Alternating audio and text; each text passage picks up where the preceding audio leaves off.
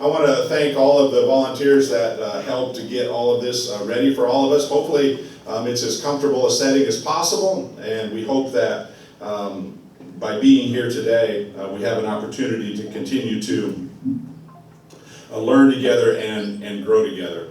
Second thing that I want to say is this: if you need a bathroom, the bathrooms are all down. You're going to have to go outside and then come right back in, because they're just down the steps and just to the left, the men's and women's bathroom if anyone needs a restroom. Most importantly, as we talked about sharing it in an event like this, besides thanking you for being a part of this community conversation, it's important, I believe, to also recognize the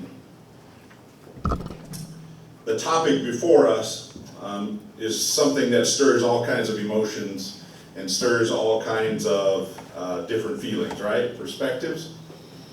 For some, the issue represents opportunity and growth. We know that. That's the quandary here. For others, it raises concern about the land. It raises concern about resources. It raises concerns about the future. And it raises concerns about the character of our community in which we all live.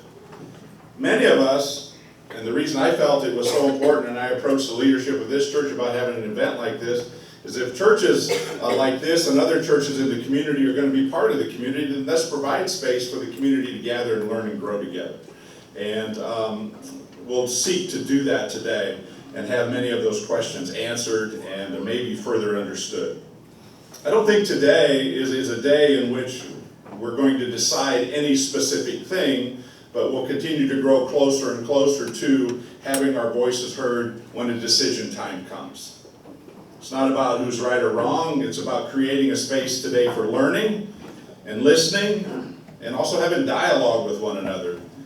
Because we gather in a church, we're reminded that each person is created in a special image. That means every voice deserves dignity. Every voice and every question deserves respect. Every person deserves to be heard with kindness, even if there might be disagreements. Healthy communities like ours aren't built because everyone thinks alike. They're built because people choose to listen before judging, to seek understanding before responding, and to remember that relationships are the core of what keep us strong. As we move through our time together, I simply ask, as I'm sure our leaders do as well, listen with the intent to understand, speak from your own experience rather than assuming that your understanding is the motives of someone else. Allow room for all sorts of opinions. And remember, this is what is most important to me.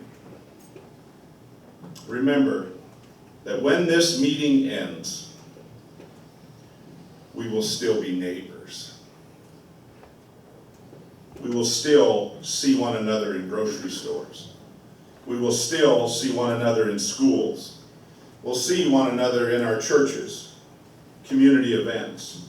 So whatever conclusions we reach, may we leave here with our respect and love and care for one another intact. Today, as we gather, I'd like to offer a prayer, unless anyone objects. Is it okay with all of you if I do that? Yes. Let's do so.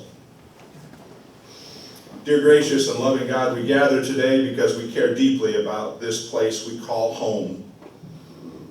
We thank you for the beauty of this community, for its fields, its neighborhoods, its businesses, its families, its history, its future. So as we begin this conversation, grant us wisdom that is greater than our own opinions. When emotions become strong, give us patience. When perspectives differ, grant us humility. When questions remain unanswered, grant us peace.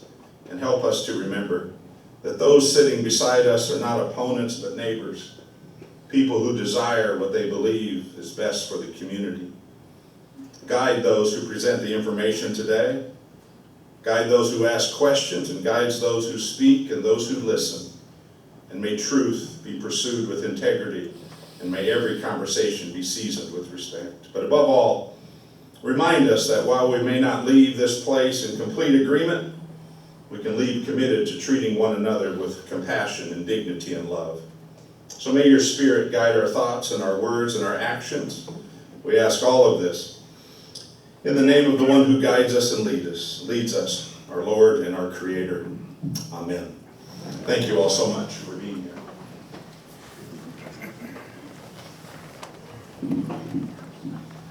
Hi there. I'm Kristen Tromley, and I'm a Posey County resident, just down the road. Thank you all very much for being here. I think that it is really important that we have just like a room full of humans here to learn and to meet each other and to just gather. I think that that is a really important step in what we're doing.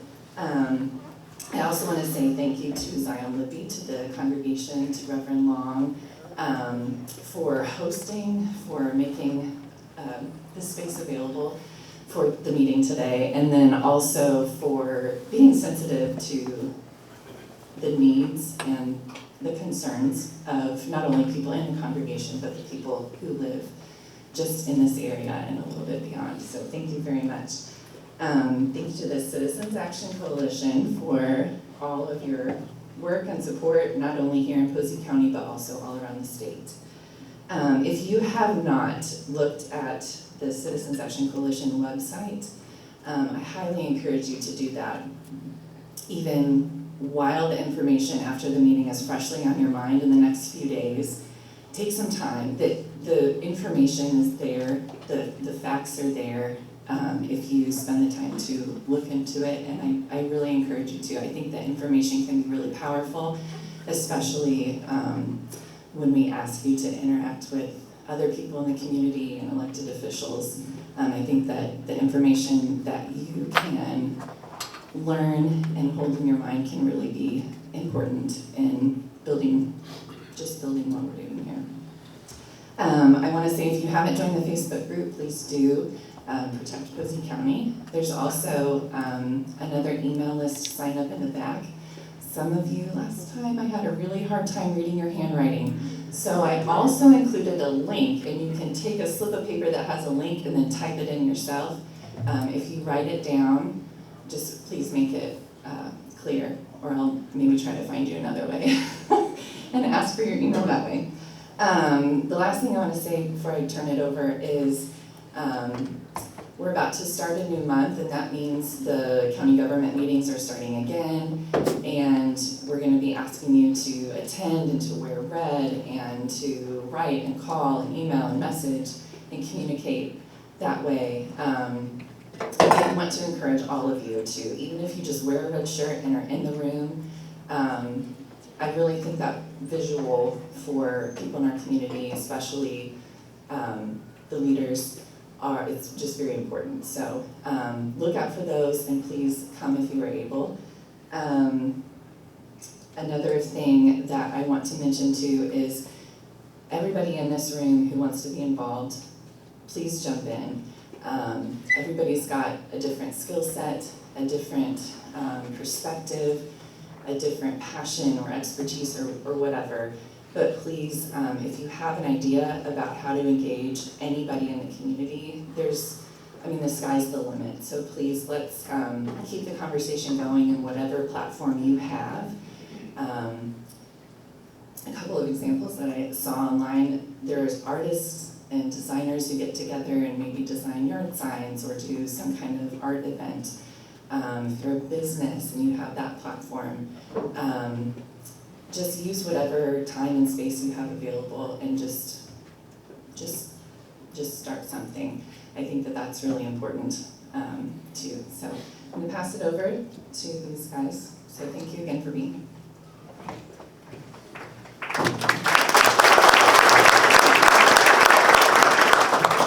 Thank you, Christian. Thank you, Kristen, for all your hard work. She's been doing a lot of work behind the scenes in the last couple of weeks, and she's done a great job with that. So thanks a lot, Kristen. And I wanted to also thank you all for coming. I know that the weather was kind of crummy this morning. I know I spent most of my morning cleaning out my basement with squeegees and jumping back. So I know that I'm probably not the only one in here that had to do that. So appreciate you all coming out. I want to introduce myself. My name is Ryan Stratman. I'm an organizer here with Citizens Action Coalition. I live on the west side of Evansville, so I'm fairly close here. And I, actually married a Posey County girl, so I for what that's worth. So, I want to introduce, and I also want to, before we move off this screen, there's a QR code up there. Similar to the issues that Kristen has, I have the same issue, sometimes reading people's handwriting. This is a QR code that will sign you up for our email action alerts. And we cover a lot of different things in those, and it's important that you kind of keep up. And certainly this won't be the only time you'll be able to sign up for that, but I will pass around a clipboard as well later in the presentation. So we'll get started. So who is Citizens Action Coalition? Oh, sorry. Can you guys hear me now? Okay. So who is Citizens Action Coalition? We are Indiana's largest and oldest consumer advocacy organization. Since 1974, we've helped to save Hoosiers billions of dollars in excessive rate fees. We advocate for affordable utility bills, a cleaner environment, and a stronger democracy here in Indiana. And we do that 3 ways. The first is research, public education, and organizing, which is what we have going on here today. We do that all over the state.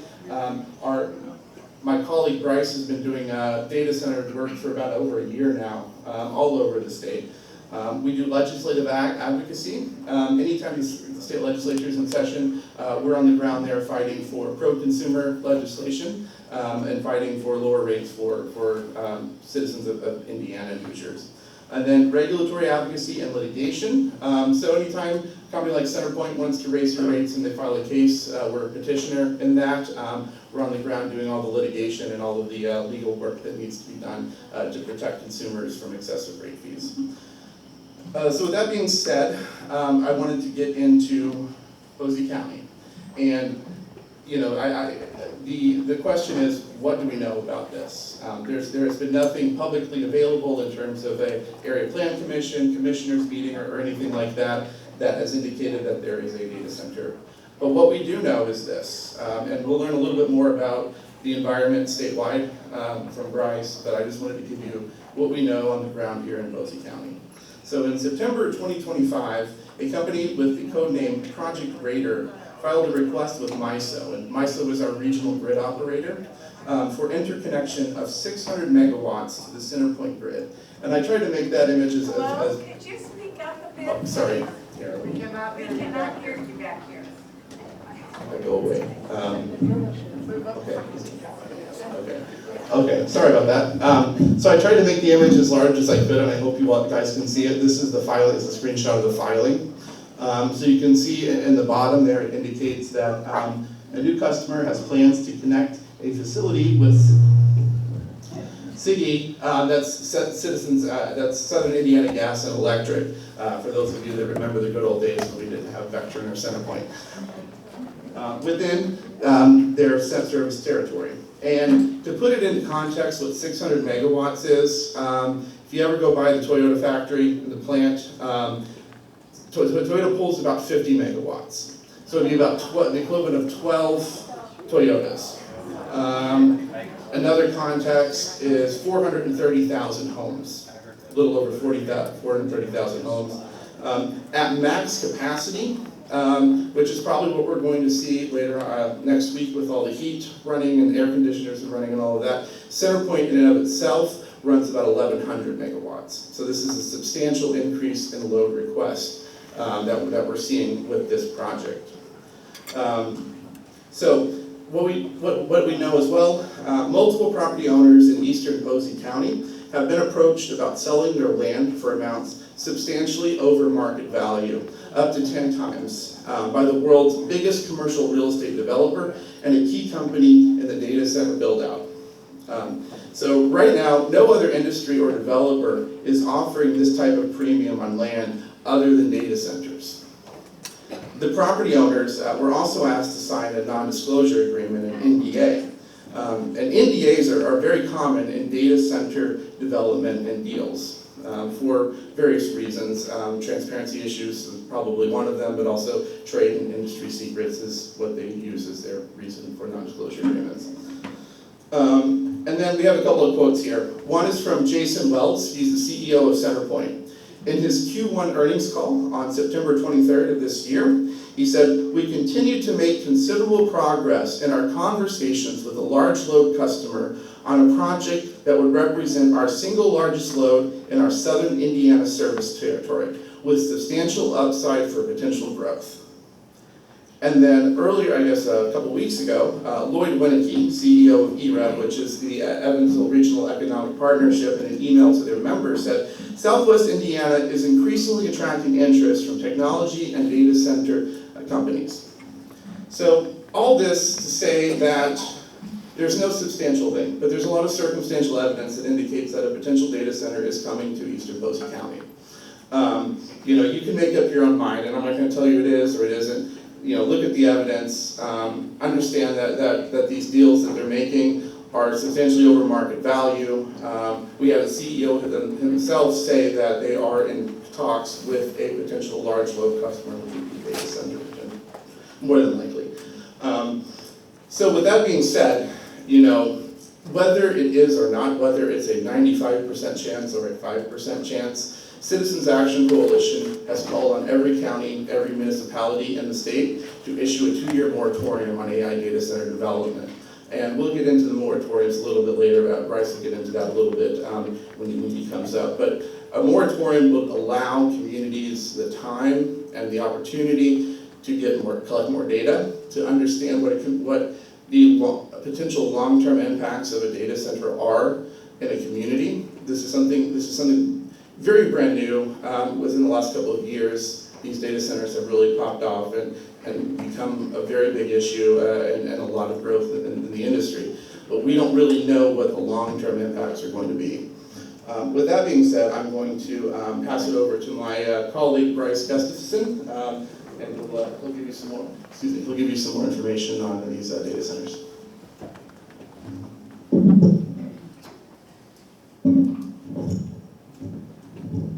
I think I'm going to try this. Can you all hear me in the back there? Very good. Yeah, my name is Bryce Gustafson. I'm the program organizer with the Citizens Action Coalition, and as Ryan said, for the last really 2 years, my whole life's been dealing with these data centers all across the state. What are data centers? The traditional type of data center is a warehouse that stores our data. Everything that we do online, social media, cloud storage, so on and so forth, that is stored mostly, a lot of it is stored at Data Center Alley in Virginia, Northern Virginia specifically, which I've been through a few times. We'll probably talk about that today. But what is the difference between those types of data centers and what we're seeing, the 60-odd projects that have been proposed across Indiana? These new data centers are extraordinarily large campuses. They call them campuses, complex, whatever you want to call those. Energy intensive, the energy that is used to store our data. The new AI data centers use about 10 times more power than the old chips, the CPUs versus GPUs.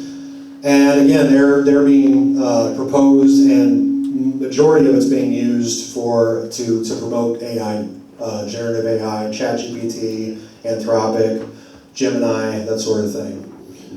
And there's a picture. I'll reference New Carlisle quite a bit today, but New Carlisle was Amazon Web Services, AWS's first AI data center dedicated complex. That's just outside of South Bend.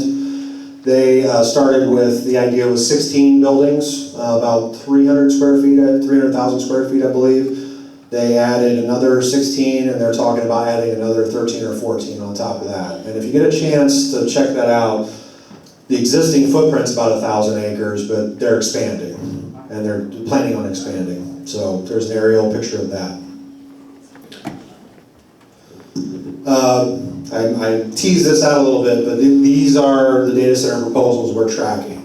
And the way that we find out about these proposals, either they filed something at the national level or at the state level, and we find out about that. But a lot of people, 50 out of those 60 communities, I should say 60 projects, around 50 communities have reached out to us asking for help. So But we see, we've got them color-coded there a little bit. Sorry about that. Got them color-coded there a little bit, but what types of entities are making the proposals? Big tech companies, we got 4 really the ones that are driving it. That's Amazon, Alphabet, better known as Google, Meta, and Microsoft. They're the ones that are coming into Indiana and all across the country. Developers, like local folks that have never done a data center. Henry County is a good example. There's a local developer in the next county over, and he's the one that's pushing for the data center project. We don't know who the end user is going to be essentially. So we got those folks out there. And then we have data center operators that lease space. They're like a hotel for data. Those are the Savies, QTS. There's all kinds of different companies out there that are coming again to Indiana and other places. Right now, I believe this is up to date, but 31 proposed, 7 under construction, 18 that have been defeated or withdrawn for a total of 57 data center projects. And about every week, we get somebody calling us again about a rumor or a proposed data center. So they're just stacking up at this point. Why are they coming to the Hoosier State? They like we are the I'll start on a positive note. We are the crossroads of America. We have a lot of infrastructure that crisscrosses Indiana from Ohio, Illinois, Kentucky, so on and so forth. But there's a couple key factors as to why they're coming to Indiana. Back in 2019, our state house passed a law that gives them up to 50 years of sales tax exemptions. So we don't get sales tax exemptions, but multi-billion and multi-trillion-dollar corporations get subsidies under that law. Property tax payments, this is separate. So the state says we're going to give you up to 50 years of sales tax exemptions, and then they also allow the counties or the municipality to offer tax abatements. So 10 years, 100% for property tax abatements, and then they'll ask for anywhere from 20 to 40 years for personal property tax abatements. That's the stuff that's inside the building. And there's every issue, every data center fight, if you will, is different, but the going rate is usually about 100%. They ask for 100% for 10 years and ask for 100% for 20 to 40 years. Some communities are saying, well, you only get 40% or 50%. Again, our infrastructure, we have plenty of transmission and electric generation transmission lines, natural gas pipelines, fiber optic networks, transportation, and lower costs, land, labor, taxes. We talked about, up to 10 times more than data center developers are offering up to 10 times more than what land's worth. There are stories out of Northern Virginia, where 1 acre is going for $1.9 million, because that's a premium out there. So, and I was down in Kentucky a few months back, and they were like, they're only offering us $60,000 an acre. I'm like, if you're going to do it, like, ask for more, right? But so it varies. But labor, we have a lower pay of labor, I should say, in Indiana. And again, the taxes, the tax breaks, even without the tax breaks, because of the law that was passed last year, which I'm sure I'll get into today, but businesses can get, or I should say, data centers can get lower taxes on their projects as well. Proximity to population centers, they've been kind of walking a fine line. They don't want to stick these things in Carmel or Valparaiso or that sort of places. They don't want to stick them right on top of people necessarily. They're looking for rural areas. There are some smaller projects in Indianapolis where I'm at that they're trying to jam into industrial sites, that sort of thing. But we are close to, of course, Indianapolis, Chicago, Detroit, so on and so forth. And then natural disaster risk, we might have to update this because all the tornadoes we're getting this year, but we are, we have a very small chance, obviously, for hurricanes, wildfires, but again, we're getting more tornadoes the last couple of years. Just a little cartoon. I think that pretty much explains the motivation of the AI, the tech industry. What if I told you there was a product that would make all of your lives much worse, but me much richer? And we'll get into AI a little bit, but thought we'd include that. And here's the impacts. These are our issues with data centers. Of course, energy and water consumption, as we talked about, just one proposed data center out here would be more than half of what the existing capacity is for center point energy. Water consumption, of course. You'll hear a lot of conversations about closed loop systems. I have yet to see a developer actually follow through with this idea that we can have closed loop systems and use no water. I'll get to that in a little bit here too. But air pollution, especially if you're living next to the diesel generators, the backup diesel generators, or if you're living next to a proposed power plant to power these data centers. Noise pollution, I've been out again to Data Center Alley. The last time I went was just a few weeks ago, and I talked with folks in a neighborhood who had a Vantage data center that was about 150 yards away from their front door. And they had off-grid gas turbines that on bad days they could hear through their walls. So that's an extreme example, but what the noise that comes from the buildings, 55 to 65 decibels or more, that's a constant noise, especially during the summertime when they got to keep these facilities cool. Loss of farmlands and wetlands, of course, and there's I'll go back to the New Carlisle. Initially, AWS, Amazon said there was 10 acres that was next to the property, and they said, we're not going to mess with the wetlands, and then they filed to mess with the wetlands, and now they've pulled that back, but we are losing wetlands, and of course, sometimes very prime farmlands. Price increases, what that means, we're seeing it not just at the local level, the impacts of utility bills, but also Apple just announced they were going to raise the price, or I should say Microsoft and Apple both said they were going to raise the price of their iPhone and their Xboxes because RAM is becoming more expensive because they're using it for data centers instead of consumer products. Grid instability, reliability issues. We've seen that in Data Center Alley. They had a very close call out there. They were close to losing part of their grid, but that's why they have backup generators, that sort of thing. But the grid as we know it now, which is an amazing thing, but we need a lot of updates to the grid. It's kind of old and rickety, and trying to jam all this new energy through the grid could be problematic. Loss of jobs from AI. Please raise your hand if you heard anybody losing their job over AI. I'm just curious. 1, 2, 3, 4. We're not Silicon Valley out here in Indiana, but that is an issue, and we haven't really reckoned with it. We hear that this technology is going to take everybody's jobs, but nobody seems to want a solution on how that's going to work. But definitely a concern for us. Heavily subsidized, not just on the tax end of things, but also on the utility bill side of things. Non-transparent, as Ryan said, a lot, not all, well, it's hard to tell, but a lot of these projects have been done behind closed doors with NDAs signed and that sort of thing, and that's problematic to a lot of communities across the state.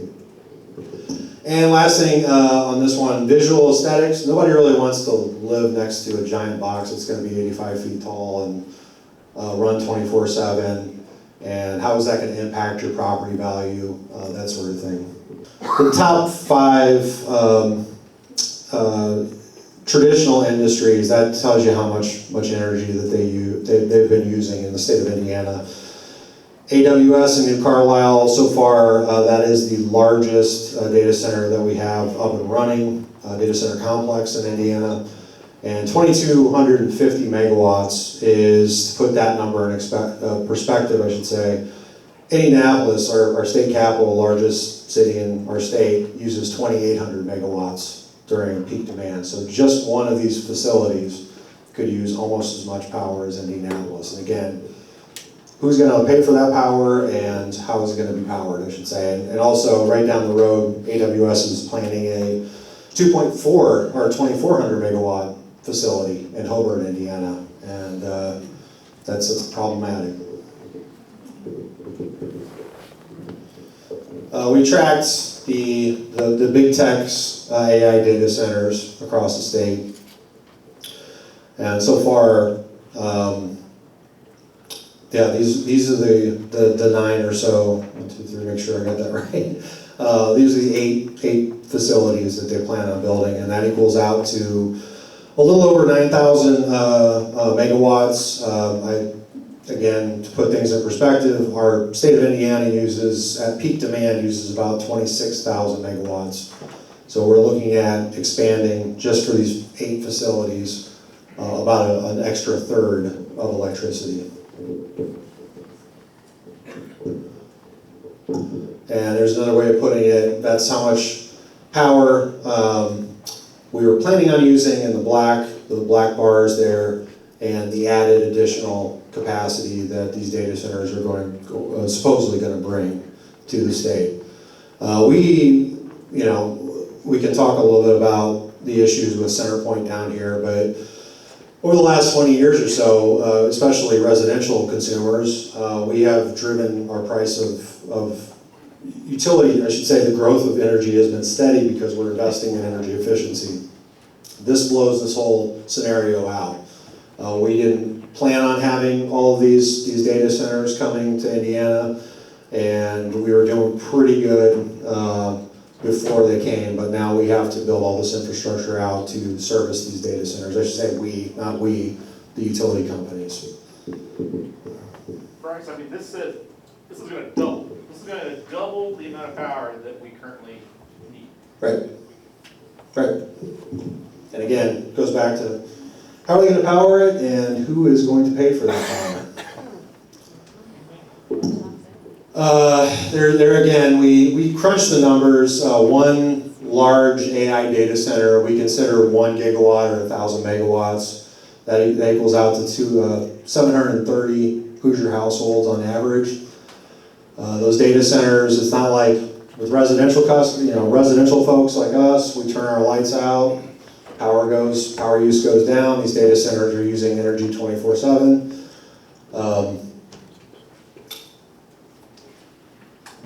Yeah, there's the comparison there of how much energy that looks like, and it's a lot of power. It's unlike anything we've ever seen as far as it goes. And yeah, I'll stop there. These are the backup diesel generators. My colleague Ben and I, we went out to Virginia last year to Data Center Alley. We took a picture of those. Those generators are kind of hard to tell what size those are, but they're about the size of small houses. And data centers have to have that reliable and redundant sources of power. If the power grid goes down, then those will turn on. Each data center has dozens to hundreds of backup diesel generators. AWS, I believe, has filed for over 500 backup diesel generators for their New Carlisle facility. Lots of diesel, millions of gallons of diesel stored on site. And again, generator nuisances. Emergency operations may exceed noise limits, so they'll say, well, we're only going to be 55, 65 decibels. Does that include the generators? Oh, no, we don't include that. We don't include construction, that sort of thing. But those generators can get up to 100 decibels, 95 decibels, that sort of thing.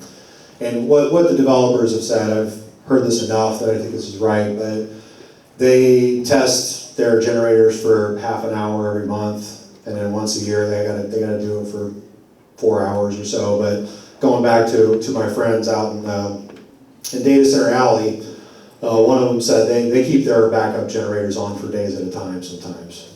So local pollution impacts, again, folks, anybody's got a backup diesel generator, you don't want that right next to your bedroom in the window. So same concept there. And then again, weekly or monthly testing. And if the power grid goes down, yeah, those data center generators could be on for days at a time. I mean, we've seen it in the last couple of years where it takes days for our electricity to get turned back on in the state of Indiana sometimes. The other side effect is data centers are keeping old and costly coal plants open. And we've seen this from the federal level, both R.M. Schaefer up in Wheatfield, Indiana, Coley down here, Miram, which was sold, it was supposed to be shuttered, they sold it off to Hallador Energy. Clifty Creek out in Madison, and Cayuga over in the west side of the state. But what is going on, because we have such a crunch for power, again, the federal government is saying, hey, you have to keep those as an emergency order. We need to keep some of these coal plants going. The problem with that is a lot of these data centers aren't actually running right now. So we're keeping coal plants going for really no good reason at this point. Amazon is the only one that's running right now. So the idea that we need to keep these power plants that cost us more on to power data centers that aren't hooked up to the grid yet is kind of absurd. So, and the other knock-on effect is data centers are causing a natural gas boom. And what do we mean by that? You'll hear rumors, I'm sure, that they want to build small modular nuclear reactors, small SMRs, what they call them, to power these data centers. The likelihood of those being commercially available is probably at least 10 years. So they're in a rush to get these data centers connected. So they want to start building a lot of natural gas plants across the state. Excuse me. Our utility, both Indiana Michigan Power and NIPSCO, are planning huge natural gas plants to power data centers up in the northwest side of northwest Indiana. And our utility, my utility in Indianapolis, they put out a request for proposal for 2 to 3 natural gas plants to power some of the data centers that are proposed here, or in Indianapolis, I should say.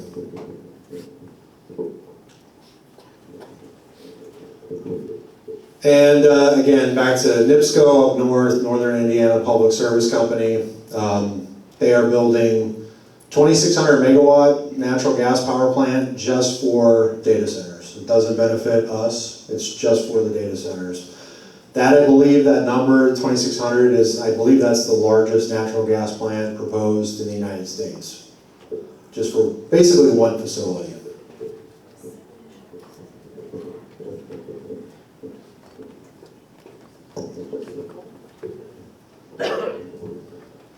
The water in data centers, the direct water consumption, primarily used for cooling, as much as 1 to 10 million gallons of water per day.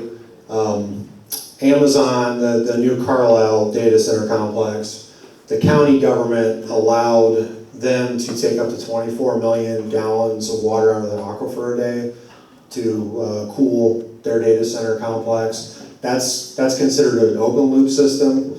Again, within the last year or so, more and more developers, because they know the public's concern about water, have been saying, we'll do closed loops.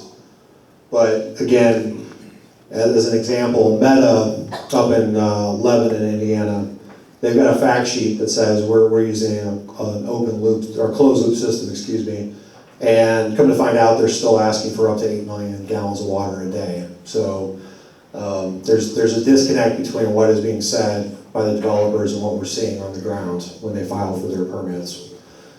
Indirect water consumption, that's something that doesn't get talked about as much, but we don't know exactly how much they're going to use until they file for a permit, but we do know that power plants also use a lot of water. A natural gas power plant will use about 10 million gallons of water. SMRs, there was a paper that came out last year, and again, this is all on paper, but it said one SMR could use up to 165 million gallons of water a day, which just blows my mind. So that's the downstream impacts, and what I worry about when I come down here is you got the Ohio River right down the road. So they're probably not going to stick a straw and get the water out. because it's just not there, but they have wanted to, and they will build a pipeline to the Ohio River, and that water would come out of the Ohio, so. Excuse me. And the issue, even if they do find a way to make it completely closed looped, what do you do with all those chemicals that you have running through the loop? There's chemicals that keep the waters from, the pipes from rusting, excuse me, keep things from like bacteria from accumulating, PFAS, forever chemicals. Everybody heard of PFAS? So how do you properly dispose of that? And if it's just water that's coming in and out of the system, our municipal wastewater facilities across the state of Indiana aren't equipped to filter PFAS. I did see a article about a month ago that said that, like, I think the first town in Indiana was going to adopt that filtration system, but it's expensive. So if a developer says, hey, nothing to worry about, well, hey, why don't you get a filtration system for our sewage facility where this water is going to come out the other end. And our biggest concern, I should have started off with that. When we found out that NIPSCO was planning on quadrupling their capacity in the next few years, this is back in 2024, that really, again, sent alarm bells up for us, because, again, who's going to pay for these data centers? How are they going to be powered? Indiana utilities are planning on spending billions and billions of dollars to power these data centers. Keep in mind, when CenterPoint or any of the other monopoly utilities, when they say, hey, we're going to spend $10 billion, let's say $1 billion on new power plant, they're guaranteed a rate of return. So the more money they spend, the more money they get back. And that's why the utilities are very excited about having data centers, because they're going to be able to build new power plants to power these. The utilities and tech companies have argued, and you'll hear that quite a bit if you listen to developers, we're gonna pay for all this. Okay, what about the power plants? Well, the state handles that. Okay, so they have been promising that they'll pay for the infrastructure to connect the data center to the grid, which can be $1 billion in some instances. But once you drill down and say, hey, who's going to actually pay for the power to power your data center? Well, the state's got that. The state's got that figured out, which they really haven't, but we'll get to that in a second. Why data centers could raise your bill? High demands and constraint on new power supply are causing prices paid by all consumers to soar, Simple supply and demand. What we've seen in next door to us, it's called the PJM power grid market. That's where data centrality exists. We've seen the wholesale cost of power rise 267% in the last 5 years, and a lot of that's attributable to data centers. And their demand is outstripping the supply, essentially. Risk of enormous stranded assets if data center closes early and reduces their energy usage. I'm sure a lot of folks have heard about the AI bubble, about this being a speculative bubble while all these data centers are getting built. If and when the AI bubble does burst, and a lot of these projects who have signed contracts with the utility companies, and the utility companies start building new power plants, and they're like, we don't have any money to finish it, we're out of here. I have my doubts that a monopoly investor-owned utility is going to take that one on the chin and not just make us pay for all those costs that they've started building. So that's what we mean by stranded assets. Cost shifting because large power users don't pay their fair share. Real quick, there's 3 different rate classes in the state of Indiana. There's residential, that's us. There's commercial, that's mom and pop businesses, Walmart's commercial business, and then there's industrial customers. And we all pay a different kilowatt hour. Commercial businesses pay the highest, we pay a little bit less than that, and then industrial customers, they kind of work out their own side deals, and they pay the lowest per kilowatt hour out of all 3. And what we've found out is data centers they're carving out their own sweetheart deals with the utility companies, and they're paying a lot less than we are per kilowatt hour. So again, that's how we're subsidizing these corporations. And then big tech influence peddling with local officials, lawmakers, regulators to get, again, sweetheart backroom deals and keep data confidential. It's been really hard for us to get data on water usage, on power usage. It's been tough, and we file at the Indiana Utility Regulatory Commission. It's been very hard for communities to find that information. They're not volunteering how much power, how much water they're using in a lot of cases. And a little wisdom from our friends out in Virginia last year, I talked with one of the advocates, and she said, a little bit of advice for you. Do not let them get their foot in the door, because once they get their foot in the door, they kick the door in. And she wasn't just talking about physical, the physical location of data centers. She said, in Virginia, big tech owns our state house. And we see that all the time. During the session, there's an army of lobbyists that hang out representing different interests at the state house. And we got some examples. I won't go through all those, but those are our examples of data centers increasing our utility bills. Again, these are filings that either happen at the state level, or in the case of the Department of, first one's the Department of Energy. Those are orders to keep the old coal plants going. Right down the road, I will point to Meta in Jeffersonville. I can't remember if they said they weren't going to have ratepayers pay for it, but lo and behold, $216 million in transmission upgrades are being shifted onto Duke Energy ratepayers. And again, if a developer or an end user is going to say they're going to pay for it, then they should pay for it, not us. Oh, back to the subsidy piece, federal subsidies. We have had there hasn't been any strong regulation at the federal level as to how we regulate or put guardrails around these data centers. There has been an executive order threatening states on AI regulation. We have at the state level, as I mentioned from the beginning, HEA 1405, that was in 2019, created that 100% sales tax exemption for data center equipment, including electricity, lasting up to 50 years, and up to 10 years, 100% abatement on real property, and 40 years, 100% exemption on data center IT equipment. They didn't do, whenever they pass a law that has to deal with taxes, they're supposed to do a financial assessment on how the bill is going to impact taxes. And they didn't do that in 2019 for whatever reason. We still don't know how much money all of those projects, those 8 projects and the ones coming, will impact our state budget. But we did find out through some digging that Amazon Web Services data center complex in New Carlisle, they're going to save conservatively $8 billion in the next 50 years in taxes that they're not going to pay to the local and state level. So that's money that's not going into our communities. Again, that's money that's being saved for those big tech companies. That was with a B, right? Billion, yes. And just it was 2 weeks ago, we were waiting on this. They filed the Indiana Economic Development Corporation, or the IEDC. That's where they get their permission to do their tax breaks. And they have to file with the IEDC. We're waiting to see how much money AWS and New Carlisle saved. And just for 1 year, it was $611 million.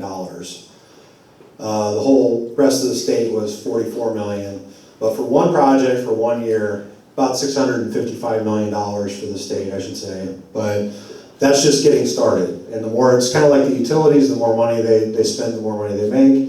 The more money the big tech spends, the more money they're going to save and avoid paying taxes. So, and that made pretty big news. And what, just an aside, but 2 days before, I guess, it was the same week, but Ohio found out that their sales tax exemptions were going to be 10 times more than what they anticipated. And Governor Mike DeWine, credit where credit's due, he said, we're going to stop giving sales tax to these data center companies. 2 days later, we found out that we're allowing $655 million to not be paid, and it's been crickets from the State House. Ohio, Illinois, and Texas are all talking about getting rid of their subsidies. And again, we're not a peek from anybody at the State House at this point, so I'll get to that in a minute. But example of what we're looking at, just for their electricity bill, again, 1,000 megawatt data center, state subsidy, their annual electricity bill roughly is about $500 million. And every year they're going to save $34.5 million per year, equaling out to $1.7 billion over 50 years. That's assuming no increases in electric rates, which we know electric rates will go up. You hear this, and again, there's been a lot of change in the industry, from my perspective, in a lot of different ways, but they're really kind of on their back foot, because they'll come into communities and they'll say, you know, you'll ask them, why do we need to do this? Well, it's the future. It's AI. We need to keep up with China, whatever. But another talking point that they've developed is it's going to be a sustainable data center. Okay, what does that mean? Well, we can't tell you how much water we're using, how much power we're using, how we're going to get, well, sometimes they tell you how much, well, where they're getting the power. But how are you going to tell us it's sustainable if you're not even going to let the community know these things? How are we going to be able to measure that? So Amazon Web Services and a lot of other developers, they're looking to get it done as quick as possible. They're looking for the pathway of least resistance, like what happened in New Carlisle. They broke ground and fired up their first 7 buildings in 1 year. So they're looking for speed and scale. It's the AI data center electricity demand is going to be too fast to be met sustainably as well. Again, natural gas plants, that's not sustainable. Fossil fuel expansion, AI data centers, again, cause coal plants to stay open, more natural gas plants to be built, and use backup diesel generators, excuse me. And that's where they're going. This is like it's a gold rush to whoever gets to the finish line first. This is my favorite part, because I'm an organizer at heart, but how can we stop them? And there's been a couple different ways. It initially started, back in 24, there was 3 projects that were stopped. A couple got through, New Carlisle, Fort Wayne, Jeffersonville. And then they started knocking on doors, the developers did, up in northwest Indiana, in a town called Chesterton up there. And that's when the real pushback started, and they stopped them in Chesterton. And like a week later, they're like, we're gonna go next door to Burns Harbor, same company, and they stopped them there. And then it went on and on. 2024, really the floodgates opened back in February of 2025, excuse me. And I remember some weeks last year where there was I found out about 5 new projects in 1 week.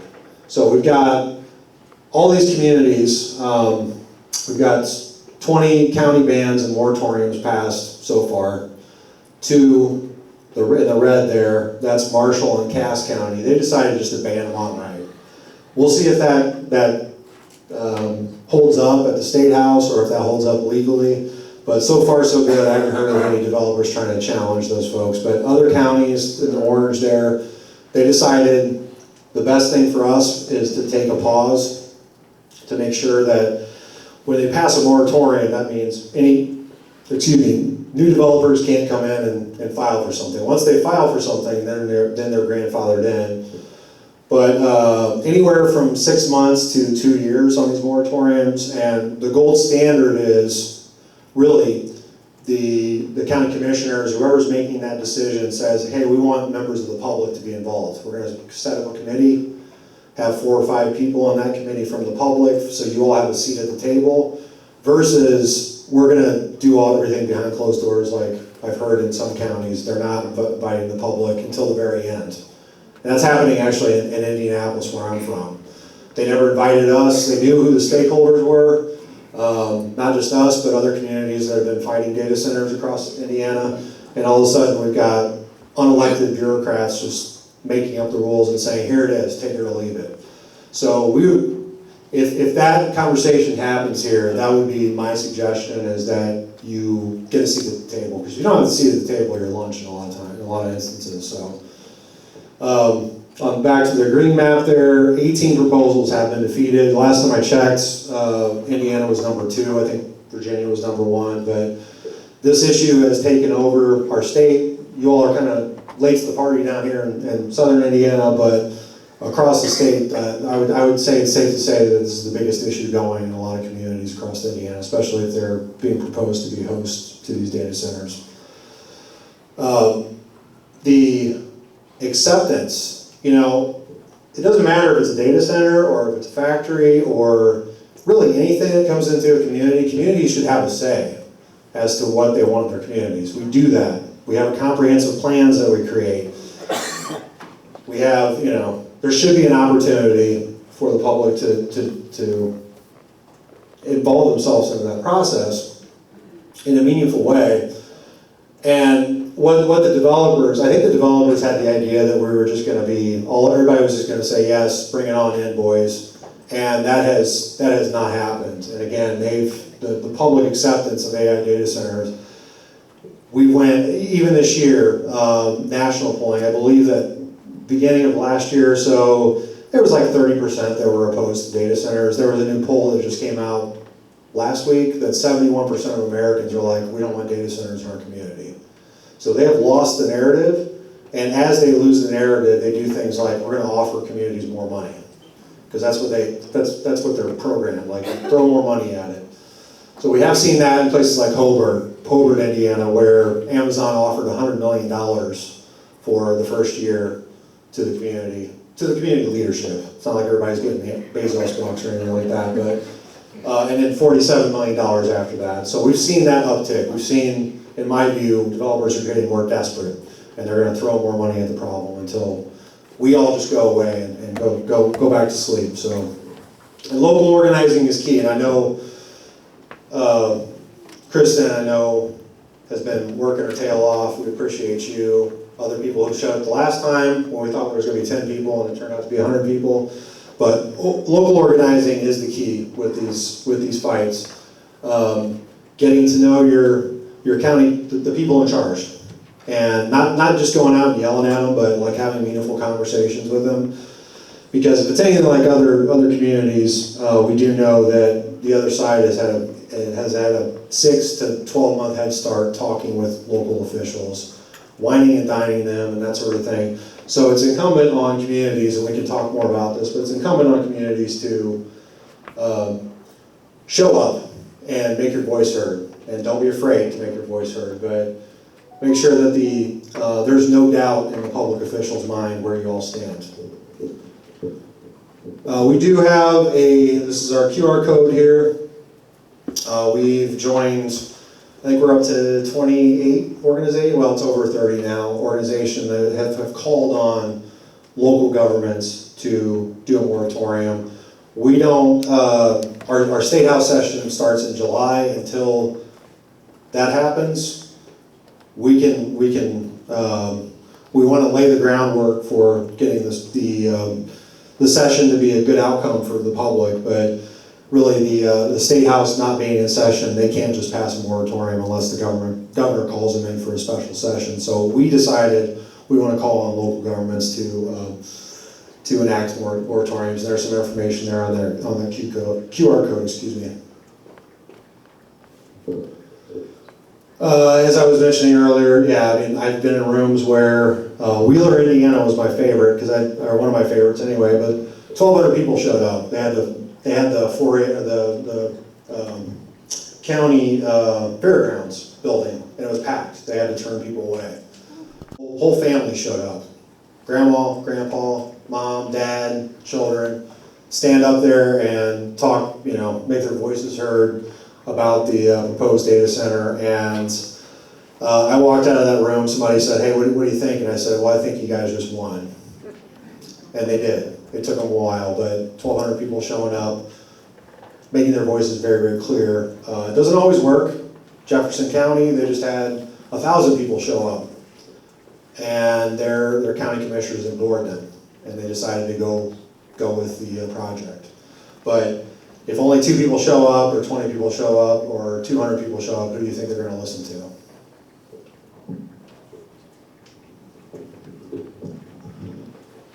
And here's some upcoming meetings, as Ryan and Kristen talked about.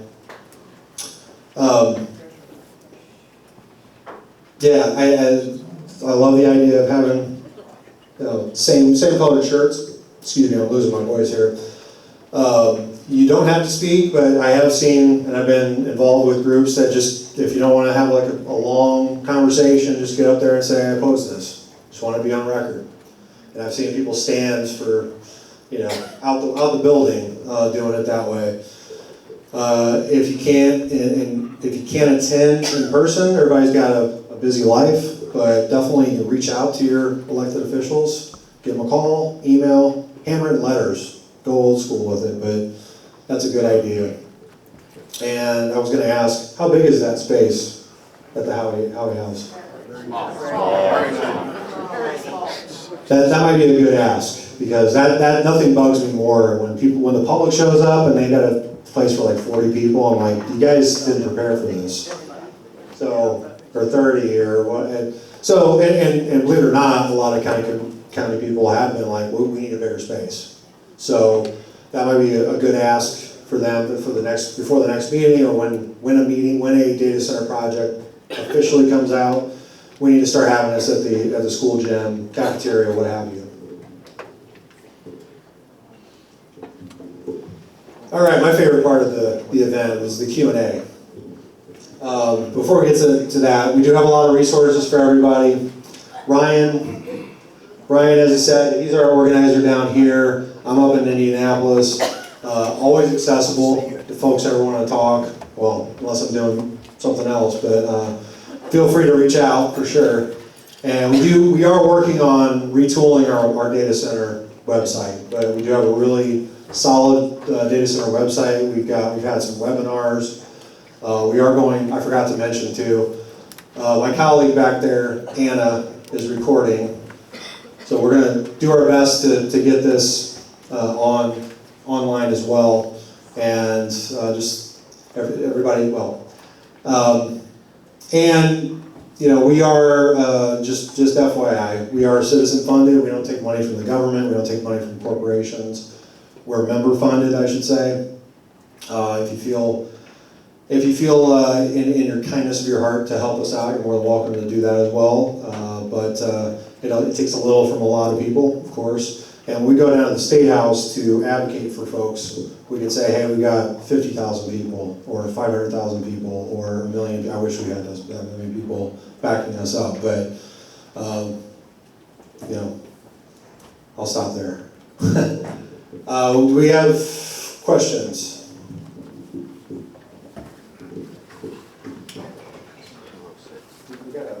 Sorry, I think we got a mic here.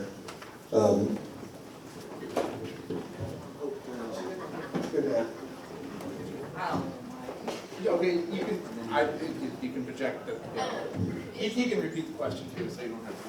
Yeah, it's really for everybody that can hear it. So everybody can hear your voice. No, it's okay. I can repeat.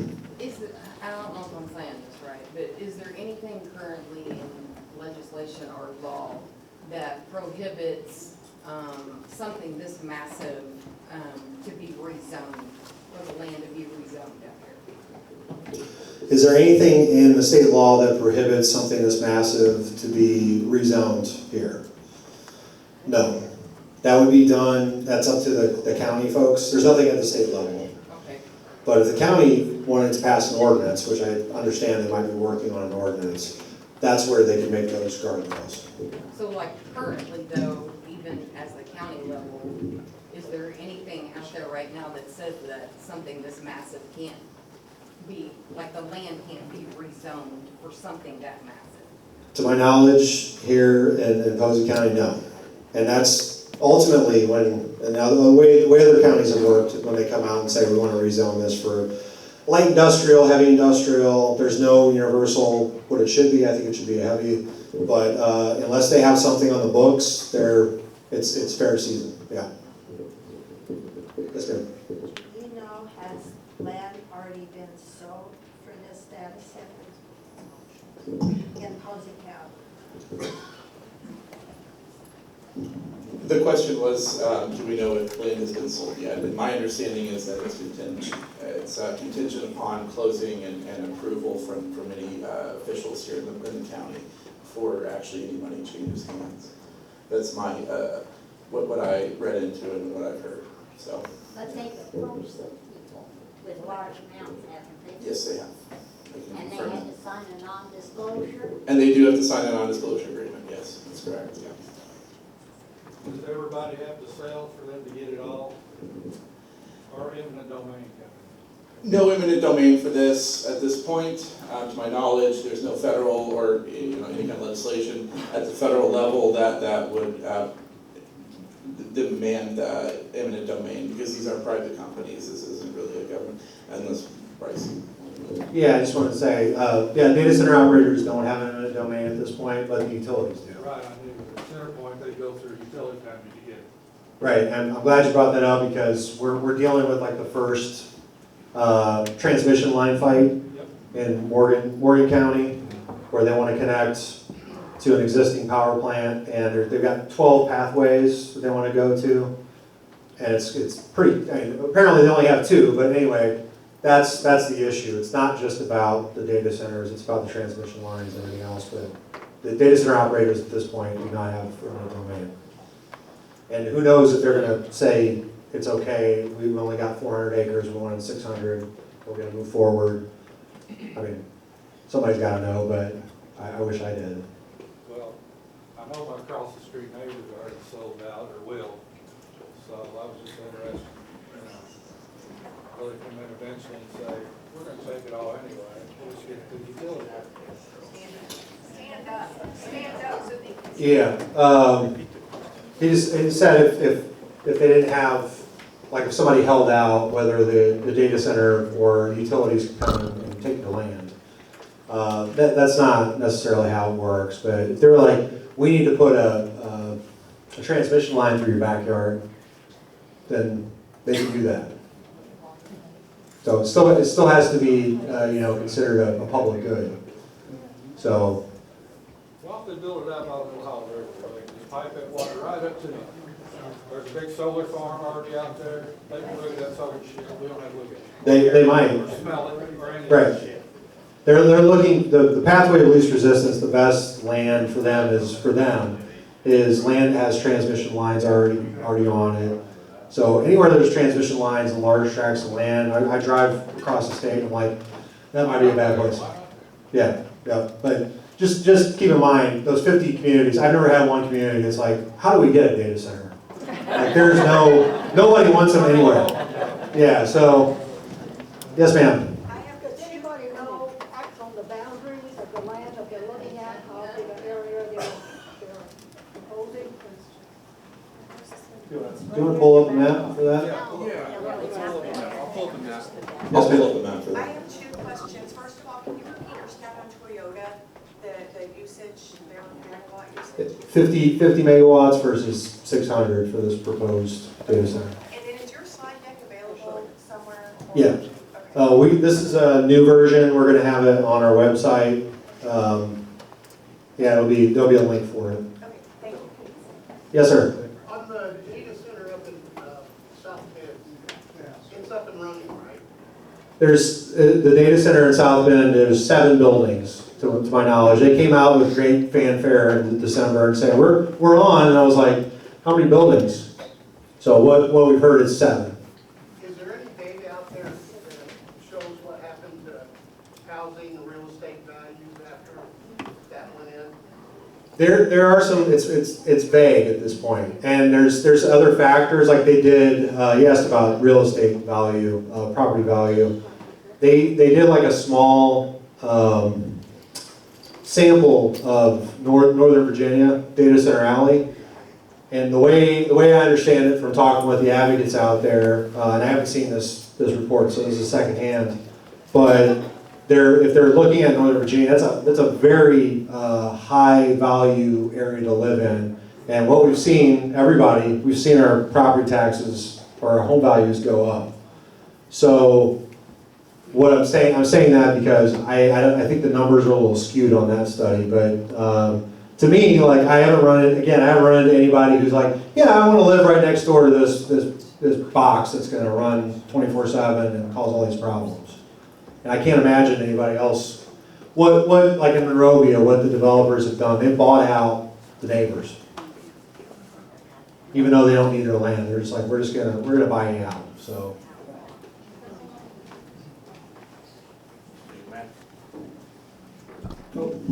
Here's that. Correct me if I'm wrong here, but this is about the proximity, in this proximity here. We've got the church right here. Yeah. So we're right here. We've got.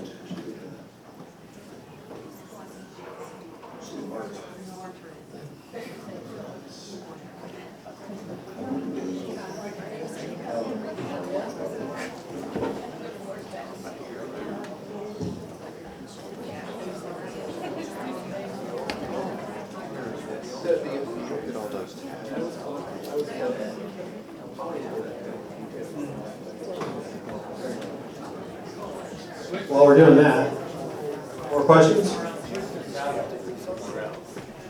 Can you switch to satellite, Ryan? Switch to satellite. Right here.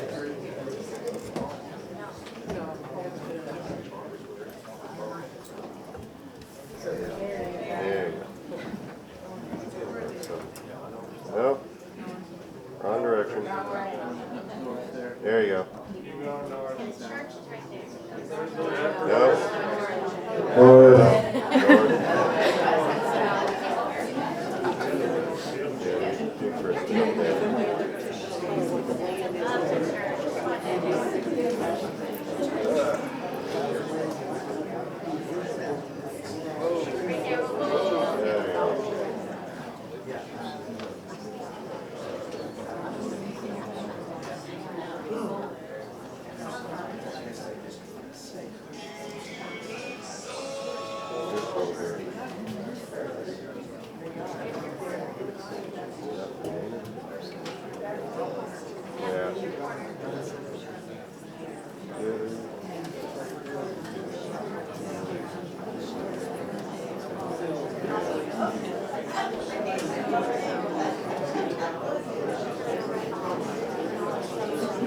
Okay, so we've got a little clarification. Thank you so much. I appreciate you on the location there. So it's these four crossroads here: Boberg, Sternly, Haynard, and Downey is where they are offered. This right here, right? Yeah.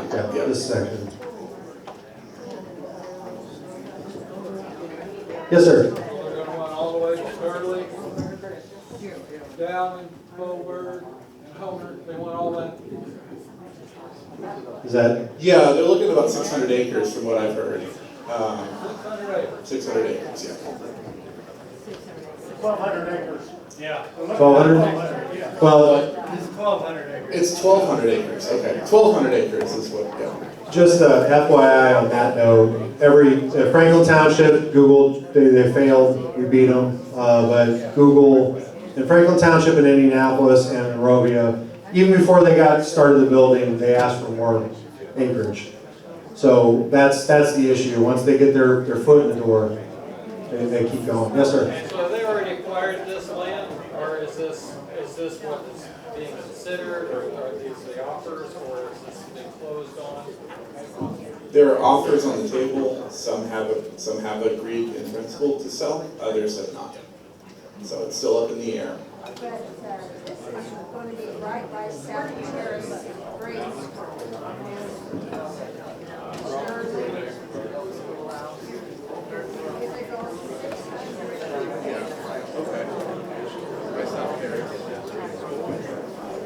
So, I think that it's important that, these are being offered. The location here, obviously maybe close to where you guys live. Hey Brian, speak in the mic. Sorry, is that better? Okay, obviously, we've had people that have been approached. That's one of the reasons why we're down here and why we're doing this presentation. Some have agreed, some have not. I don't know I don't know the names, I don't repeat the names, and certainly, but at this point, this is something that's in the court of your commissioners in your area plan commission. They have the decision on whether or not to approve or not allow these things. It's important to remember that too, so. Yeah, they, to everybody's knowledge, I believe, I'm not speaking out of turn here, but they haven't filed anything at the planning commission. And once they file something at the planning commission, then it becomes real. So I think they're, in my experience with other communities, they're lining up what they need to line up to get to that next step. And if they can't get to that next step, as somebody mentioned, if they can't get that extra 200 acres, maybe they just go somewhere else. What I've learned too is that developers, if they've got plan A, site A, B, C, D, E, F, and they'll just move on if they get pushback from communities. Right. Right. They're looking for the pathway of least resistance every layer. And who is our planning commissioner? Yes, she does.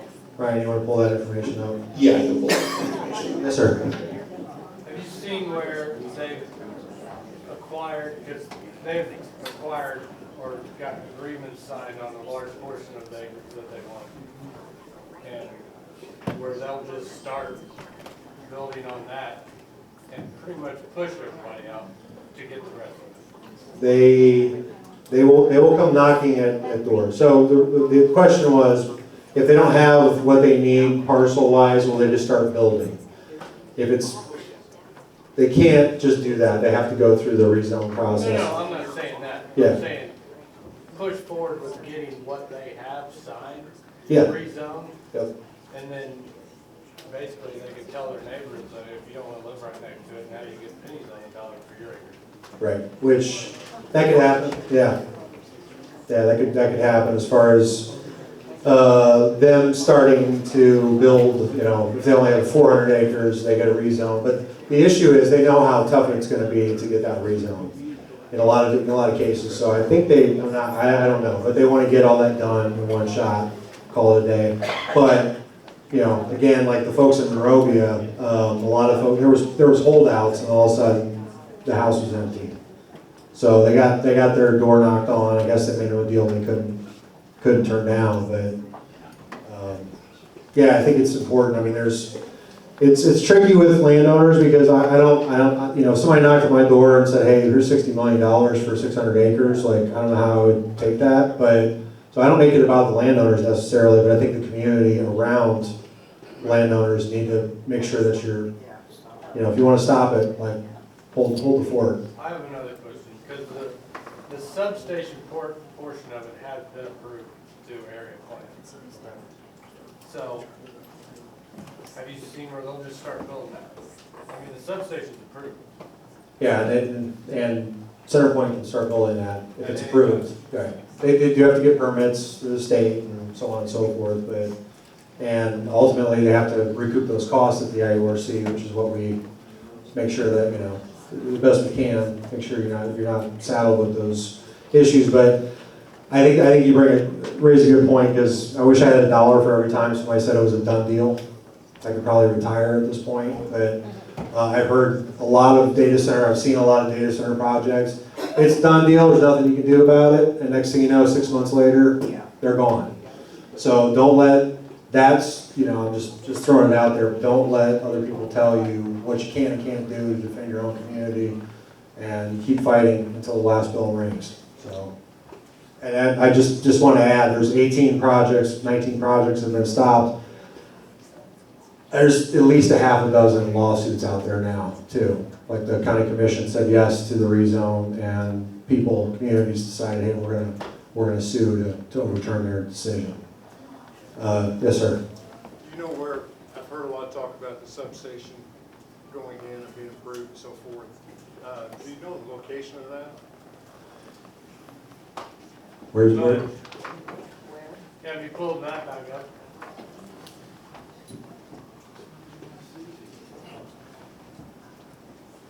So, it's either going to be south of Boberg or northwest, because that's where the transmission lines go through. There you go. So it'll be close to the transmission lines. Yeah. You have the natural gas storage, underground storage on the far west side of this project and the transmission lines on the west side. That's the why other this thing. area is so desirable. That's the other thing, is the gas line. Yes, sir. Kind of towards motivation, I guess. So why would any commissioners or any group want them to come? Why would they say yes? Like, what would motivation be? Are they saying there's gonna be more jobs? Sound like there's a lot of tax revenue they're not necessarily gonna get, at least for a while. Right. Why would they say yes? Why would they do that? I'm trying to understand the motivation. Are they getting money? So, yeah, what's the motivation for local officials to say yes to these projects? That's a great question. There's a few answers to that, and I'm going off of what I'm seeing. I don't get in the heads of people necessarily, but one is a bill that was passed last year. It's Senate Bill 1 from the state. It was to fix our property taxes, to give us property tax relief, which is great, but they botched it. And what it did was it gave us like $200, $300 homeowners a tax break, but it cut services from local, municipal, and county governments. So all of a sudden you've got, and I don't envy these folks because you got three options to fill the gap for that, the lack of taxes. You either cut services, raise people's taxes, or allow these projects to come in. And I've seen community leaders in other communities use that as an excuse to say yes to this project. What they'll do instead of paying, well, that's a moving ball right now. Like I said, Hobart, they offered them $100 million, but what they've been doing, instead of paying taxes, they'll give them a pilot payment in lieu of taxes. And like Monrovia, Google's giving Morgan County $1 million a year for the first 10 years. Which is insulting to me, but that's how they're, and the mentality is like, well, that land is only making us $15,000, $20,000, $30,000 this year. If nothing else goes there, we're not really giving them tax breaks. They're giving us money, and I'm like, excuse me, how does that work? $10 million does not support your school corporation for 1 year. Correct, and it's even worse on Morgan County because I said. They said they're going to give $250,000 to the school system. I said, how many schools you got in Morgan County? About 25, like so $10,000 a year, and they were okay with selling them out for that. But and then I think the other one's kind of intangible. But there's a couple things. I think a lot of locals, and this is not an insult to anybody, but you imagine like Google knocking on your door and saying, hey, we want to bring this amazing opportunity to your door, and they take them out and wine them and dine them, and that. You get caught up in the moment, and you're not really thinking about. You're just thinking about, whatever you're thinking about as a local official. You're not thinking about the broader consequences of this. So they're very good at that. Just FYI. And last thing I'll say that we're seeing pressure from the federal government down to the state level, down to local level.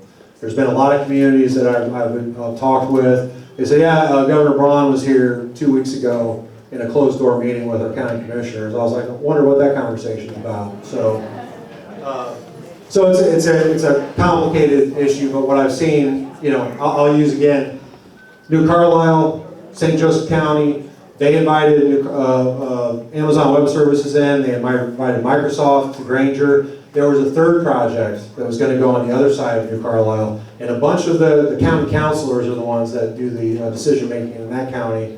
And a bunch of them flipped their vote. They were starting to get buyer's remorse because they're like, hey, we're all filled up here.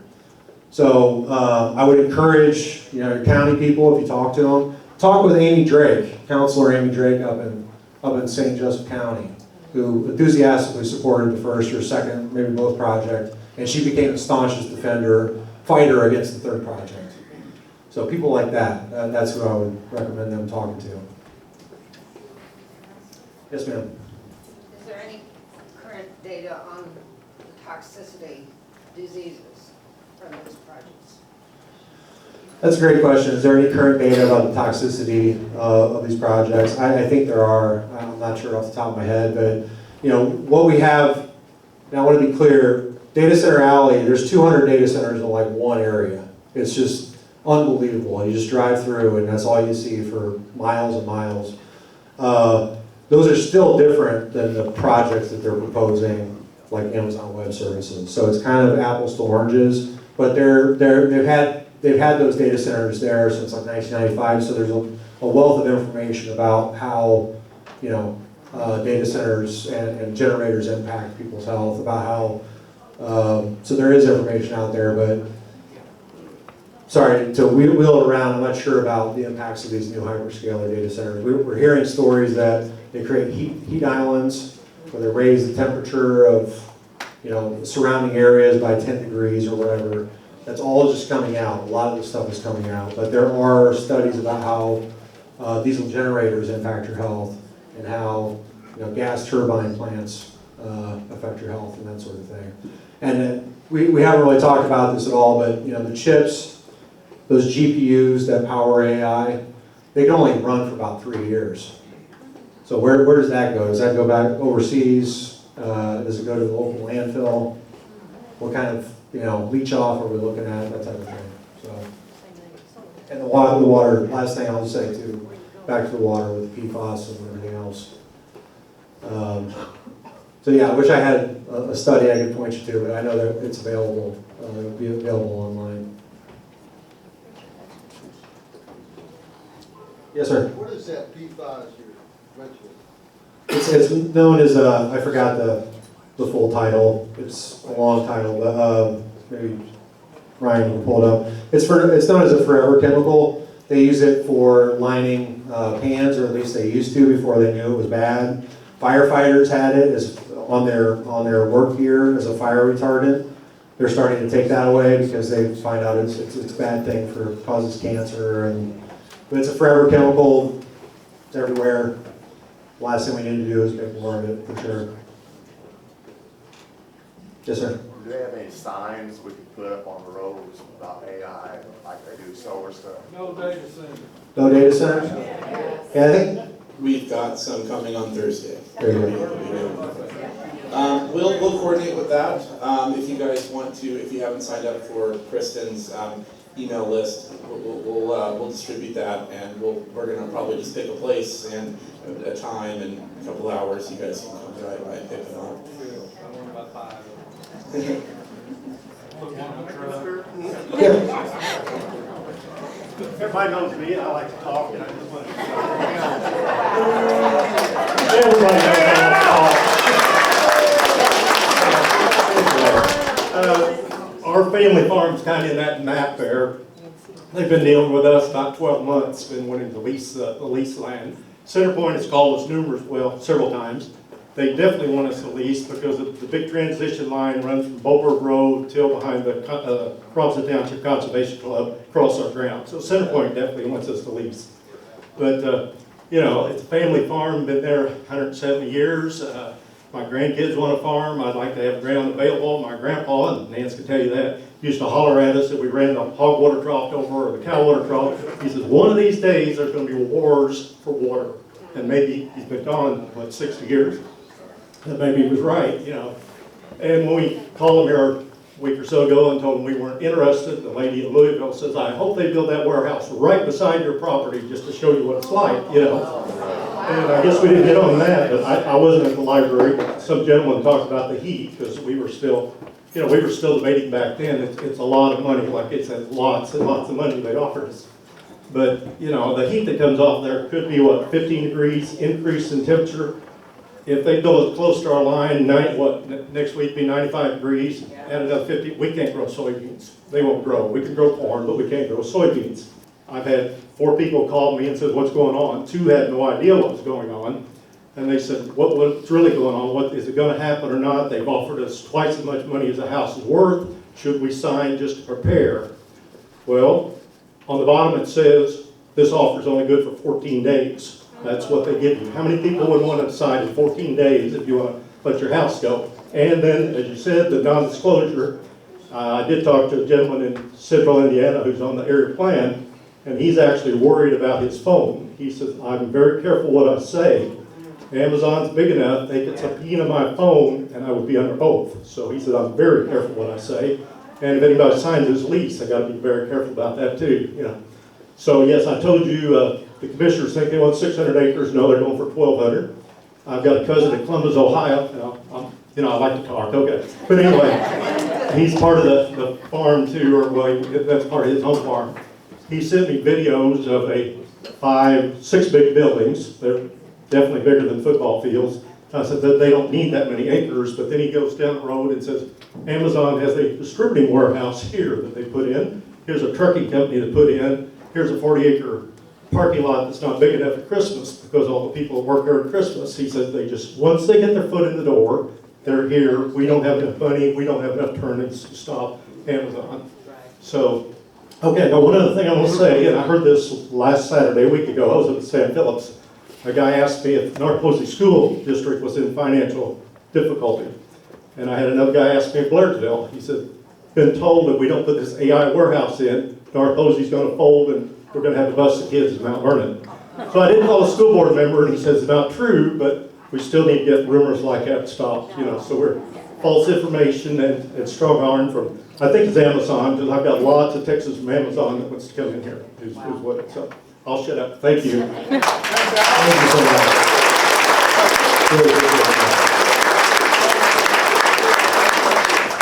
Yeah, that line I've heard, and then a little bit about what the other side's kind of doing, but I've heard that before, where in Henry County, that was an excuse to say yes to it, that the schools were in trouble, and then they talked to somebody on the board, and they're like, I don't know what they're talking about. Like, we're in good shape here. In Franklin Township in Indianapolis, that was 20 minutes away from my house, but the school superintendent, the school initially opposed the project, and then they had a behind closed door meeting with Google, signed an NDA, and all of a sudden they gave them some money, and now they're for it. So things like that, you know, they're very good at being able to, you know, gently or, you know, more twist arms, basically. Yes, sir. I'd just like to say that I paid my property taxes for this first installment, and I think the schools are going to do just fine.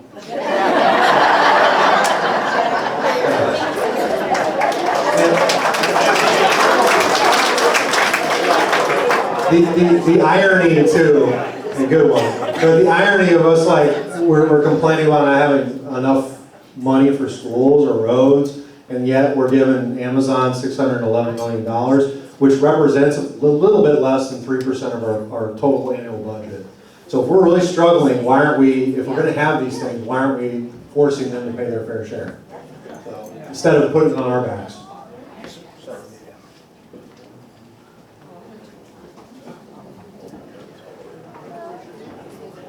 People in here know that I'm on Culverville Road. And in 2008, 2010 timeframe, Vector Centerpoint wanted to run that grid line.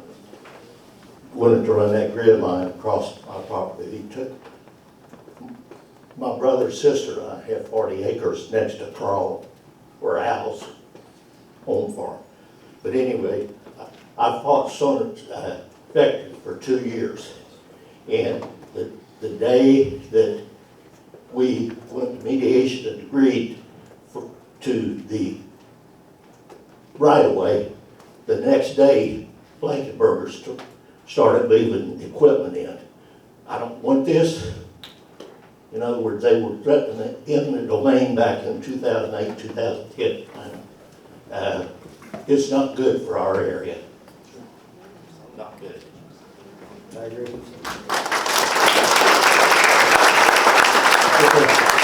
name is Paul. I live on 10500 East Copperline Road, and I went to the last commissioners meeting, and I spoke with each and every one of them after the meeting.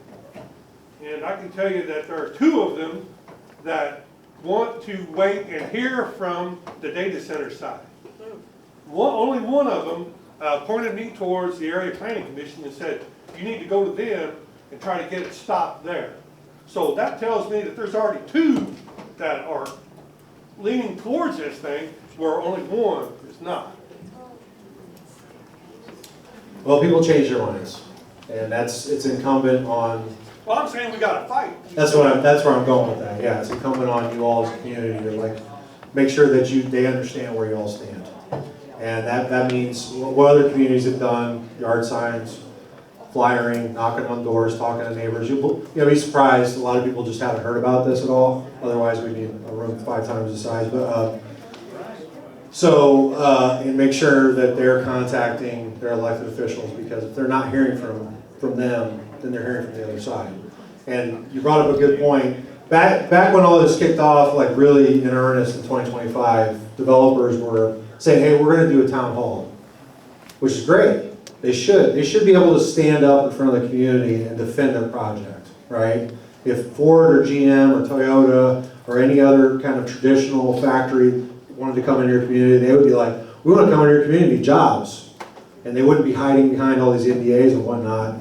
But that's the least they can do. So if it is Amazon or whoever it is, that's a good ask for your public officials. Hey, we need to have a town hall. They need to stand in front of us and defend their project.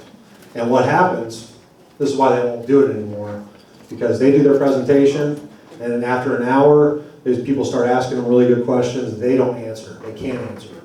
And everybody gets even more upset, because I've seen those rooms where somebody's like, I came in neutral, but they can't answer the question. I don't want this thing now.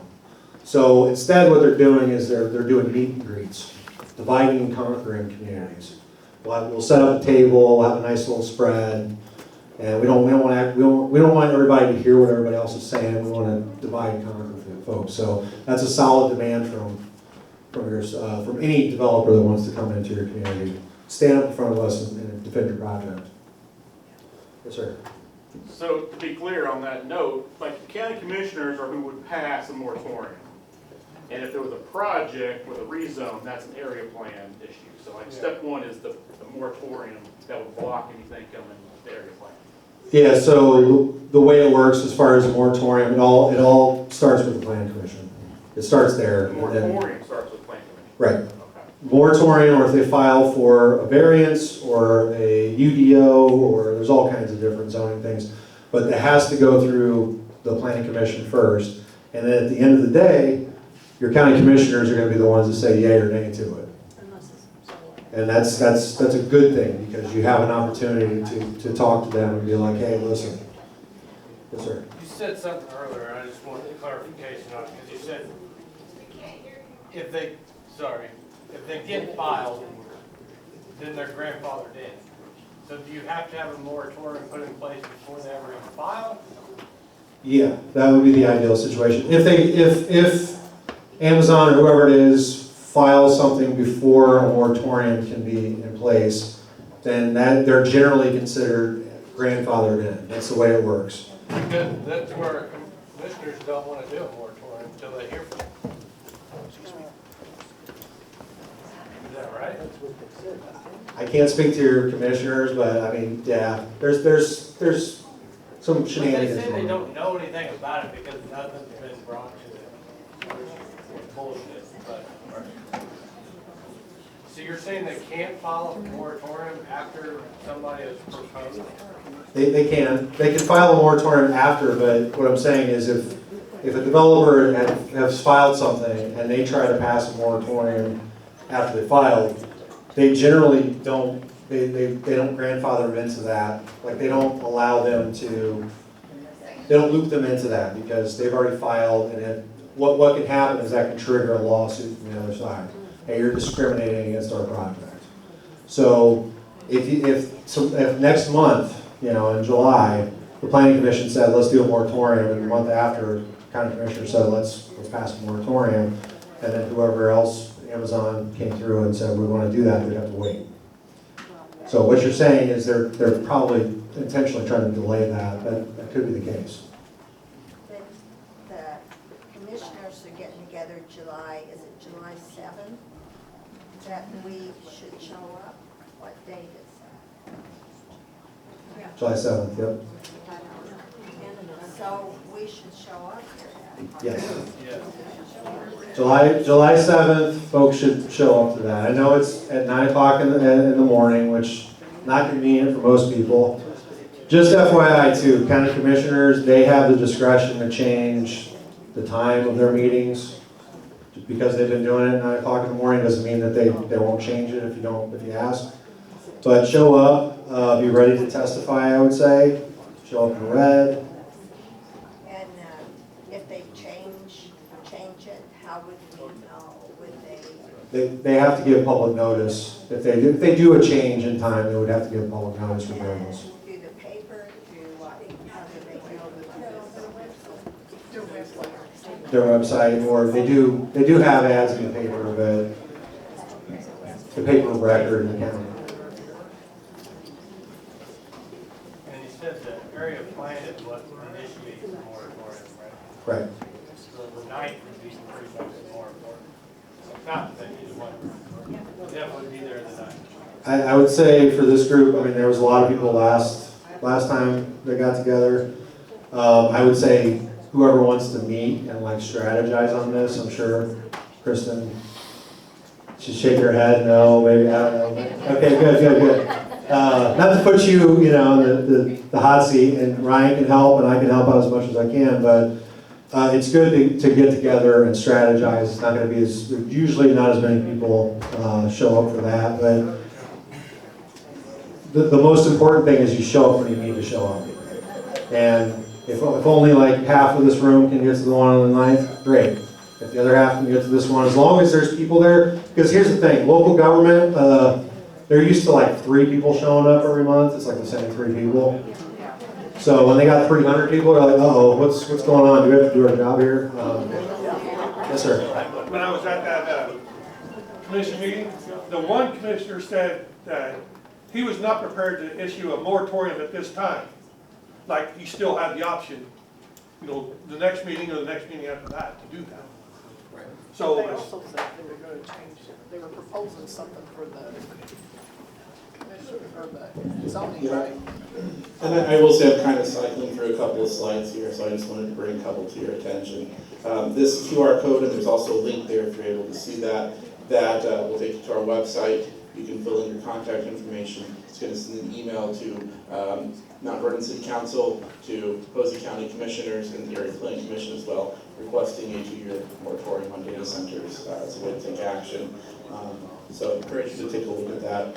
And also, I think it would probably be wise for us to meet sometime before the meeting before the APC meeting on the 9th. So we'll, if you haven't signed up for either Kristen or our mailing list, or if you're not on the Facebook Protect Posey County Facebook page, we'll be scheduling a meeting for probably this location, if this is a good location for everybody. I know some of the roads were closed this morning, but I don't think that'll be the case next week. And we can meet, Reverend Long Jeff has offered to host us here for that, and we can talk about some things and how we want to approach an area planning commission meeting on the 9th. So there's multiple ways to get in touch and to be informed about when that meeting is and where, and the time and the date. So.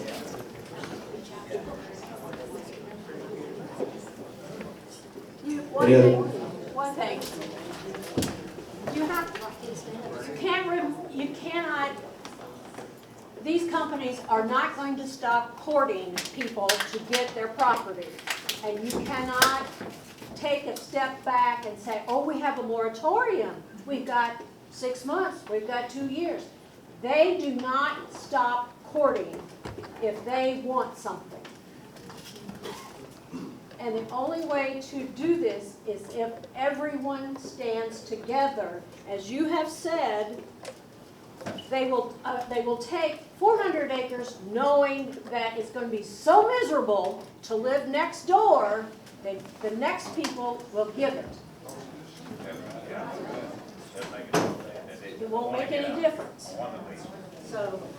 That's right. I mean, united we stand, divided we fall, right? And just on that note, it reminded me, one of our colleagues went to a data center get-together back in Chicago last year, and a couple points that he took away with was they don't look at communities as partners, they look at communities as obstacles. That's their words, not ours. And there was a guy there that served in Afghanistan, a veteran like myself, but he said, it was easier getting acceptance in Afghanistan because all we had to do was pay off the village elders. Here, we gotta pay off village elders and people around the community. And the last most important thing, and I knew this from the get-go, but they are allergic to bad PR.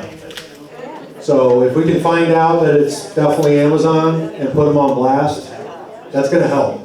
Because they have their shareholders they gotta look out for. You know, we don't wanna be dragging the mud, and quite honestly, this is, again, I mean, I think Ebola is more popular than data centers right now, so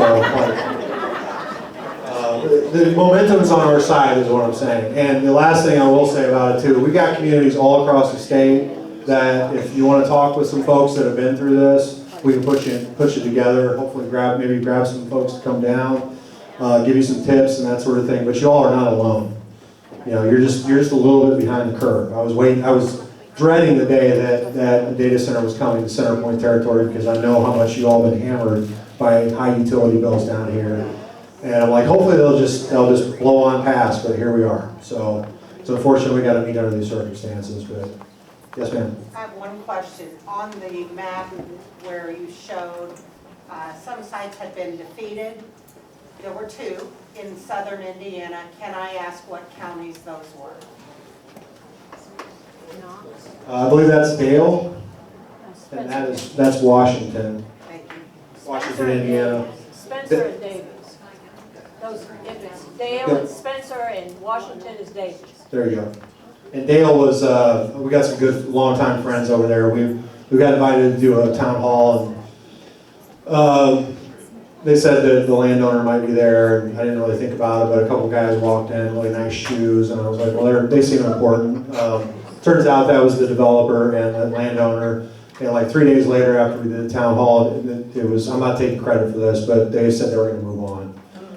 And the reason why these meetings are important and why we need elected officials also to stand up in front of you all and to justify it is because they can actually listen to your concerns and not just try to paint you all like you're, you know, NIMBYs or cranks or that sort of thing. And that's the other thing that the other side is doing too. They're paying influencers to tell the general public that you all are just hallucinating or we're hallucinating these bad consequences of data centers, but it's not working. That's the thing. Nobody buys into this stuff. Everybody is with you all. I would say it's more than 70% are against the data centers here in Indiana, but yes, ma'am. Will you be available any of the days that we can go to the commissioner meeting? To where? Commissioners meeting. Will you be available to be down here? If I can make it, I will, yeah. You were at the last one, weren't you? I was, yeah. Yep. But I think I'm not sure. It's like day to day for me, you know. I thought I saw another hand up. Yes, ma'am. I was at that Vernon meeting, and I thought the first question was, what good will it do us? Yeah. You answered that very well. And then I thought it was very interesting about the jobs that are created to build this. But what about applicants? Just talking about what the benefits are for these projects and how many jobs at the end of the day. And I did answer that question in Mount Vernon and we talked about it already, but for cash-strapped counties, municipalities, this could be a windfall for them. But again, is it benefiting the people that live there, or is it just slush fund for, you know, pet projects for the elected officials, that sort of thing? As far as jobs go, that's the other thing they'll tell you, and this is true. They're going to bring in a lot of jobs, temporary jobs that aren't going to be local. They have roving bands of workers that go from site to site to site because this is specialized work. They can't just pull people off the street and be like, hey, go wire data centers now. Actually, that's one of the bottlenecks is labor. They don't have enough people to build these things. But, and the union folks will say, hey, we want our jobs. And there's a bit of an issue there because some of these unions are getting burnt by industry. You see if you read what's going on in Sullivan County, Michigan City. But so long story short, there's going to be those jobs, but what does that do to the community? They're building RV parks to house people. There's, you know, hotels are at capacity like up in South Bend. When they built Edwardsport a few years back, there were long-term renters that got kicked out of their houses. So the full-time jobs, this is where it's interesting, because they say, well, it's going to be 50 jobs, or 30, it's always 30 or 50 or maybe 100. Well, there's a certain threshold that they have to meet as far as jobs to get their tax breaks. That's one, which I believe is 30. Don't quote me on that, but we've run into a data center developer like a traditional data center developer, and my boss did, I should say, and he actually liked what we were doing against these hyperscaler AI data centers, and he said, listen, Kerwin, I don't hire anybody on site. I've got security guards, and I got maybe 1 or 2 techs, but everybody else is virtual. So they don't really talk about that, but like if you can press a button all the way across the other side of the world, you don't have to worry about paying people. So these are not job creators, and last thing I'll say about this, I've heard developers, I've been in rooms with developers who say, we know this is not a job creator. It's actually better because we're not going to have a bunch of traffic going in and out. And I'm like, so what's the benefit of the community again? So yeah, they don't have their the jobs. They can't hang their hat on that. And last thing, I said last thing, but the whole idea behind this AI stuff from the tech executives, listen to people like Sam Altman or Dario Amodei for Anthropic, but they brag about how we're going to lose jobs. AI is going to take everybody's jobs, so what are we doing? We're building machines that are going to take our jobs, according to them. I don't necessarily believe it, but so it's just counterintuitive. Yes, ma'am. Do you ever make videos of the sounds and the lights and, you know, all the different effects? Yeah, the reason why I went out to Data Center Alley again, my colleague we were invited to go to a conference out there, and I'm like, you're going to Virginia, I'm coming. And I got a chance to, I'm working on it, but I got a chance to video record. I didn't do as much drone footage. I didn't want to end up in like Guantanamo or whatever. But I did get testimonials from the gentleman that lived in that neighborhood that I was mentioning earlier. He's a retired Voice of America reporter, so I trust his word. And I did get some audio of the data center, but there's a lot of information out there. More Perfect Union's been doing a really good job, but there's also more traditional reporting that you can find for days. You can find stuff. I just think that would be, you know, for the commissioners, for sure, for them to actually hear and see the effects. I absolutely agree, and thank you for reminding me of that, because what we've seen, especially Google, they'll ask, you know, we'll take you on a tour. Come on and check out one of our facilities in New Albany, Ohio. And again, those are, at least to my knowledge, those are traditional data centers, so it's a little bit of apples and oranges. But Michigan City, they decided to take the city council to New Albany. It was like a 6-hour drive one way, 5 hours. They wouldn't even let them go inside the building. And I'm like, well, wasted everybody's time. But so just to flag that, because what they're doing up in Northwest Indiana, there's a 100,000 square foot data center project, or it's a live project, a live data center, I should say. And I'm like, that's not the same thing as New Carlisle. Go to New Carlisle if you really want to get an idea of what this looks like, especially with Amazon. There's a lot of videos on YouTube about data center noise and light. Google, look it up on YouTube. Well, I don't even know what time it is, but I think it's starting to be get home time, I suppose. But or maybe we shelter in place. I'm not sure.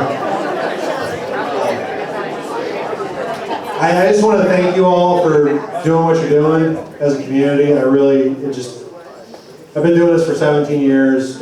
It's a lot of, you know, I started out with Little Gray, I guess, but really appreciate you all. I appreciate the church and the Reverend for hosting us. And I forgot to mention, I think we should really thank Big Tech for bringing us all together. Thank you all.